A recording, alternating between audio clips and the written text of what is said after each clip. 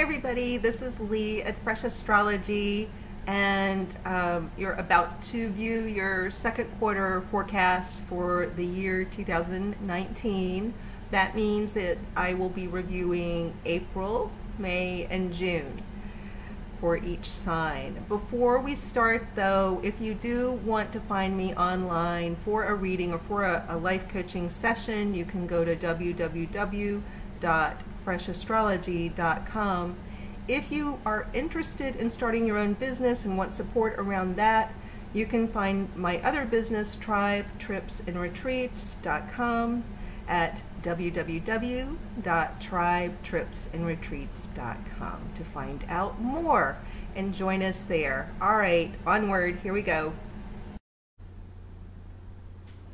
Hey everybody, this is Lee at Fresh Astrology, and we are talking to Geminis right now. Hi Geminis. We're looking at your second quarter of the year in 2019, so that means we are talking about April, May, and June, and what is going on in those 3 months. As you know, if you've been listening to me, I do not talk in specifics about this planet is here. I may mention it. I don't say on this date this is going to happen to you. What I talk about, and the whole reason I'm here, it's my only purpose here, is to try to talk to people and have the conversation around what are we feeling called to do in any given moment? How can we work with ourselves and grow to make the best out of what is happening? And people come to astrology, including me, sometimes to find answers and to try to see why things are happening. And it can be a useful kind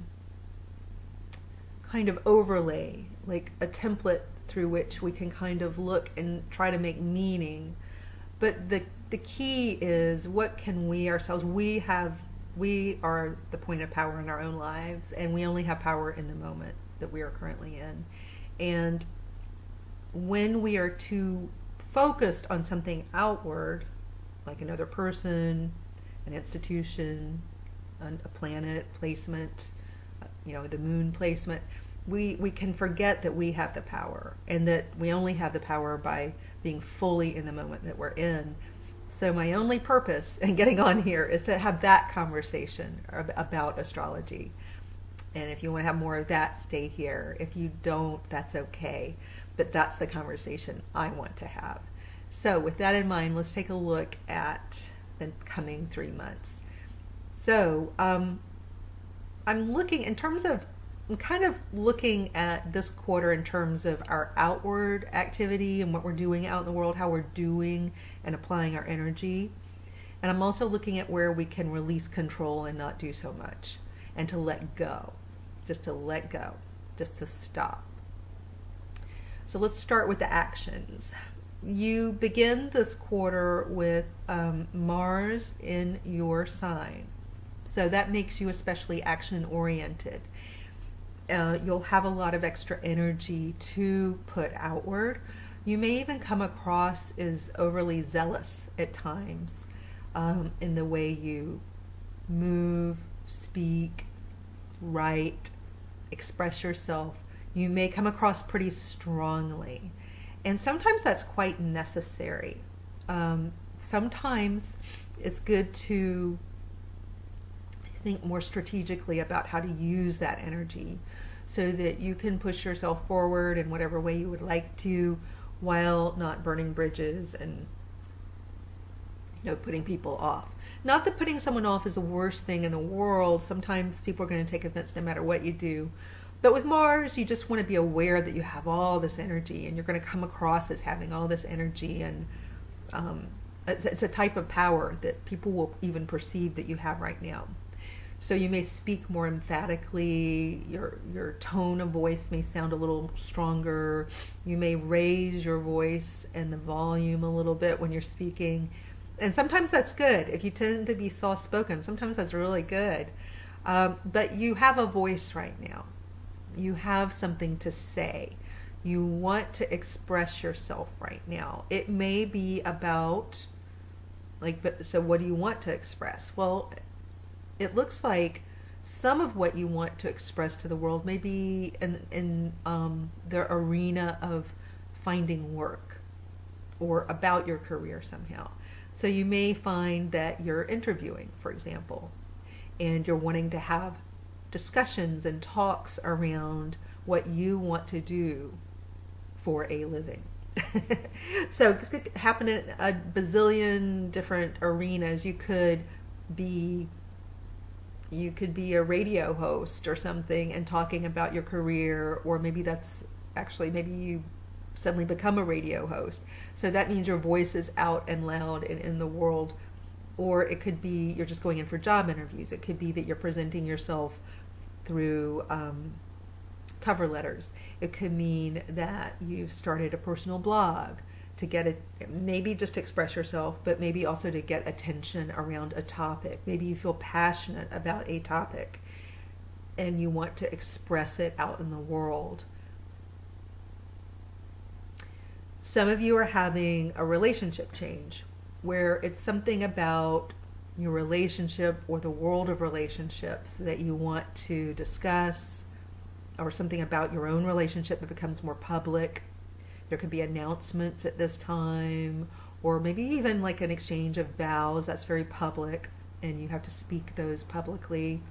So it's in that arena of speaking publicly about a passion, about your heart, possibly about a partner, or the realm of partnership, or maybe partnering with, in terms of working with someone, but you want to come from a place of your passions and what drives you and what's in your heart. The more authentic, the better. One thing increasingly that you'll notice in this quarter of the year, and you already started noticing it, I'm sure, is that you'll notice your tendency toward anxiety. And it may feel quite new. It may be that you've never felt this way before, or you've never noticed that you felt this way. But there's this presence of Uranus now in your 12th house of the mind and emotional life, spiritual life, behind the scenes and private. Increasingly, you may find that you're having to deal with, it could feel a variety of ways, but it kind of comes across as like ambient anxiety and stress level. And so what a lot of Geminis will be feeling moved and called to do is to find ways to cope with stress and to notice that they're stressed and to cope with it. And that's just going to be a journey, but I want to just speak about it openly, since we're in this mode of, especially with Gemini, is speaking openly from our heart, to develop and allow yourself to have this awareness that even if you never felt like you were anxious before, it was never an issue for you before, it can change. It can be true if you say about yourself, well, I've never been an anxious person. I've never been stressed. I don't fall prey to stress the way some people do. That may have been true about you up until now. But things change. And Uranus is the change bringer, and it can be sudden and unexpected. Usually what you'll find, if you're really talking with a single person like you or some specific Gemini person out there, that there's a reason why they suddenly feel a lot of stress. It's not totally out of the blue. It can be that suddenly it seems like some kind of genetic tendency toward anxiety, just a switch is flipped, maybe. But I would say in 99.9% of the cases, once you start talking to a single person, and I don't know if this is you, you're going to find that they're like, I'm just so stressed all of a sudden. I've never been an anxious person, and suddenly I just feel all this anxiety. I think I've had a panic attack. I've never had anything like that before. I don't really think I'm an anxious person. And so then you might say, or I might say, so tell me a little bit about what's going on in your life. Well, let's see, I just graduated from, a master's program. I'm applying for my PhD. I'm kind of worried about that money because suddenly the funding dried up for that program, and now I've got to figure out, how to pay for it. And let's see, I'm moving tomorrow, so I'm moving to a different state, and I don't yet have my new place to live, but that's okay. And I'm getting married next week, and my mom just went in the hospital. So yeah. So so what I get from that kind of story when somebody starts telling me about all the stuff that's going on, it's like, yeah, the stress thing. Let's talk about that stress. Each thing you just described going on in your life has, typically for an average person, a certain level of stress associated with it. You've got a lot of high stress activities going on right now. That's a part of the reason you're, even though you've never been an anxious person or a stressed person, this doesn't define you, but yes, you are experiencing stress. So I just want to clarify that, because sometimes people don't want to identify as a stressed out person or an anxious person. And I agree, even if you have a tendency toward anxiety or it's genetic or whatever, you still don't want to identify as an anxious person because it doesn't define you. But it is a condition that a lot of you are going to become kind of familiar with because you've got a lot of stuff going on. And the stuff may even be happy stuff, like getting married and going into a program you've chosen, a school program you've chosen, and starting a career you've chosen, and moving to a place you've chosen, getting into a relationship you've chosen. All of that happy, positive, productive stuff that also carries with it an enormous amount of stress.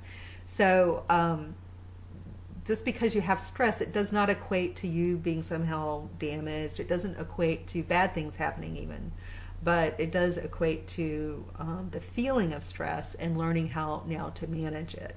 So that, I would be remiss if we didn't talk about that. I know it's not a sexy topic. It's not as fun as saying you're going to meet the love of your life tomorrow, or the job of your dreams is to drop into your life tomorrow. But for you to manage the love of your life coming into your life tomorrow, to get the job of your dreams tomorrow, for you to be able to manage that enormous thing, like if you got the job of a lifetime or the love of a lifetime, that takes psychically a lot of emotional energy and does create a type of positive stress that's quite high because the stakes are high. If you've got the relationship of a lifetime that shows up, you don't want it to blow to smithereens. If you have a job of a lifetime show up, you don't want to blow it to smithereens. So there's a kind of a stress like, oh, this is so good. This is so good. I don't want it to end. I don't want this to go bad. And that's a type of stress, right? So we want to manage it well, because we've all seen movies about people who don't manage it well. We've all watched people implode in a relationship that could have been beautiful, but they just implode internally because of all the fear around losing it or whatnot, or they implode internally around a job because of all the pressure or the fear of not doing well, when really they could have done well, when really it could have worked out. And so sometimes we can be our own worst enemy. And so this is why I want you to understand that you just want to manage the happy stress or the negative stress so that things work out well for you, because this is indeed a good year for relationships. You could very well find yourself in the happy position of getting married, or having met someone who's finally your match, finally seems like what people call a soulmate. You may actually have that, and it's very, very happy. And we all want you to succeed in that and to live happily ever after, like a fairy tale, right? And to get more magic, fairy tale energy into your world, there is this ability to manage all the cumulative feelings and stuff that come up around even happy, wonderful things going on. Because you have right now is kind of an upswing in your life. You tend to have great relationships. You tend to partner well with others, even in work settings. You tend to, over the next few years, be putting yourself in a position to make more money. Your stars seem to be on the rise. So it's happy stuff in general, It's just for you, there is this little thing that's like, I keep thinking of Cinderella for some reason. So, if you're a guy, let's just kind of step back and look at the metaphor, all right? But in the story of Cinderella, she goes from this place of relative misery, she's portrayed as like this happy, mostly optimistic person who you, of course, want good things to happen to, but she's kind of in the situation that kind of holds her back, just broadly speaking. And some negative influences, and she's working very hard, and she's never quite seen or valued, right? So metaphorically, this could be a man just working behind the scenes, working really hard, never quite being fully valued for all his work. So it could apply to both genders. And then metaphorically, something magical happens. Someone waves a wand, and life, metaphorically, this is happening. It's as though, for many Geminis, it's as though someone's waved a wand somewhere, and life is going really well, as if by magic, right? Not all of you are feeling this right now, but stay with me. Let's just look at this metaphor, okay? Because on some level, you've got this metaphor going on. So hang in there with it. Okay, so the wand has been waved. Magically, things can shift or have shifted. And there's this capacity for love that wasn't there before. This ability to be seen and to connect with the love of your life. There's this ability to escape a certain kind of prison cell, a metaphorical prison cell, and to suddenly have your fortunes lifted, and to suddenly get away from maybe narrow-minded people or a band of people around you who are negative, and to escape that somehow, and to find positivity and freedom and promise and optimism, right? That's the metaphor. And then at midnight, so before the tale plays out, there's still all this potential, but it's a little scary, it's a little dicey, because at the stroke of midnight, the promise kind of dissolves. Like all that opportunity kind of, it seems kind of like a mirage in the magic. It is, and you're not sure it's real. So there's all this optimism potential, but is it real? Can you trust it? Or are you really just relegated back to this prison? This is psychically, emotionally where you are.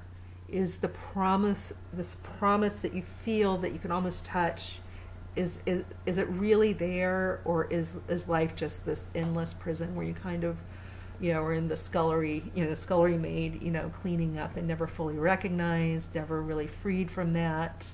Can you trust that life can be magic and you can be freed and good things can happen? This is the metaphor. And so as you can see in that, there is this real opportunity, and life can turn on a dime and your fortunes can rise. But there's also this psychological thing that's very normal, where we don't trust it. We don't fully trust that life will unfold in a good way. And therefore it's hard to go with that change. It's hard to trust it, and we can make weird decisions around it. We can make weird, just choices based on that mistrust, and then kind of sabotage certain things, or just create a lot of ambient stress that's hard to manage.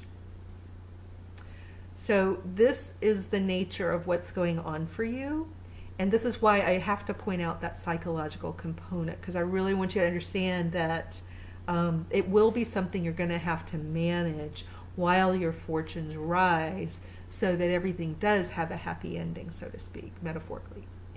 Yeah. So that is quite an exciting second quarter, Gemini. I don't know about you, but it sounds exciting to me. Where you want to release some grip of control is there could be a tendency to worry about money, to have a fears around money, and just the darker underbelly of life. Fears that you could just think everything's fine and then just fall into the abyss. And but some of it's financial, like a financial worry. But some of it's more like depth psychology. Like if you've struggled with darker forces in your life, like if you have behaviors or things from your past that have haunted you, you don't want to be haunted by that anymore. It's kind of like learning